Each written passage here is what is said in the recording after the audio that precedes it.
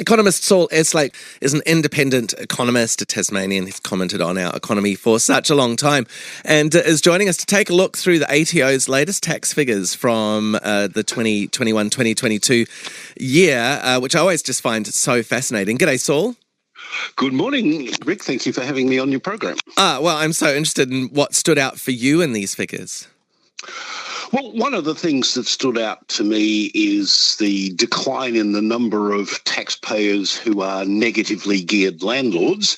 That fell to 46% in 2021-22, compared with over 60% about 10 years ago.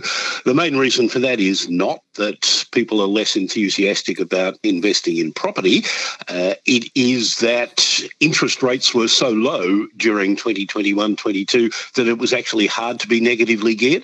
And I suspect that by the time the 2023-4 figures are released in 2 years' time, that proportion will have gone back up to about 60%. But at least as far as we know from almost 2 years ago, far fewer Australians, and particularly higher income Australians, were negatively geared landlords than they had been for more than 22 years. Interesting that using a tax agent's an allowable tax deduction, and some people who earned more than $1 million but paid no tax claimed those expenses. So someone's doing well out of that. How many millionaires do we have? Is it rising or dropping in Australia? Is it a very meaningful figure? Well, it's an interesting figure. According to the ATO figures, there were 24,685 taxpayers who had a taxable income of over $1 million. Now, there could well be other people whose income is over $1 million, but they haven't told the taxman about that. And of course, if the taxman doesn't know, then neither do we. That 24,685 people represents just 0.16% of our total population, although it's sort of interesting to note that taxpayers with incomes of over $1 million, with taxable incomes of over $1 million, nonetheless do pay a significant amount of tax. And if we step back once more and say taxpayers in the top tax bracket, that is people who earn more than $180,000 a year, that's going to change to $190,000 in a couple of weeks' time. But in 2021-22, taxpayers whose taxable income exceeded $180,000 a year represented about 5% of total taxpayers, but they paid about 33% of all the income tax.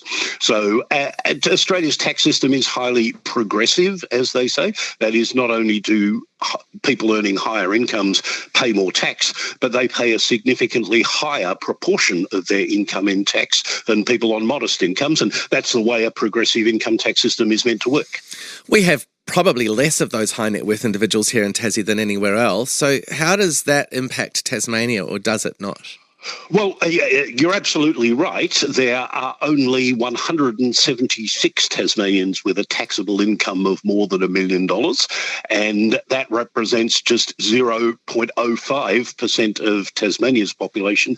That's the smallest of any state. To put it differently, for every 10,000 Tasmanian taxpayers, there are only 5 who have an income of over $1 million. In New South Wales, there are 23. Across Australia as a whole, there are 16, although those Tasmanians who have a taxable income of over $1 million paid 44.2% of that income in tax.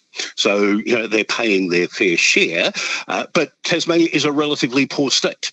We don't have nearly as many rich people as a percentage of our population as New South Wales, Victoria, or Western Australia, or the ACT do. And we have a much higher proportion of people on pretty modest incomes. 45% of Tasmanian taxpayers had a taxable income of less than $45,000 in 2021-22. The national average was less than 41%. So we have more relatively poor people and fewer relatively rich people than other parts of Australia. That's in turn why Tasmanians as a whole pay less income tax and receive more by way of social security security payments, pensions and benefits and the like, than any other state in the country. And again, that's the way a progressive tax transfer system is meant to work. If it wasn't for that, then Tasmanians as a whole would be significantly poorer relative to the rest of Australia than we already are. So we could be grateful to those interstate millionaires for carrying a bit of the load for us. And the median or middle income was $53,000. So plenty of us earning below that as well. Saul Eslake, it's a couple of minutes to 8 o'clock. Are there opportunities for this government, for future governments, to get more income by changing rules? And which rules would you tweak? Well, remember that income tax payments are made to the federal government, so there's nothing the Tasmanian government could do to alter the income tax system, and there's nothing the federal government could really do that would significantly alter the way the income tax system affects Tasmanians. I mean, the changes they made to the stage 3 tax cuts originally legislated by the Morrison government in 2018 to give tax cuts to people under 45,000, which they weren't originally going to get any, that obviously does have a bigger benefit in Tasmania than it does in other states, because we have more people as a percentage of our population who would have missed out and who will now get something. Conversely, we have fewer people who will get less than they would have done under the Morrison government's original stage 3 tax plan. So, we do get a marginal benefit from that.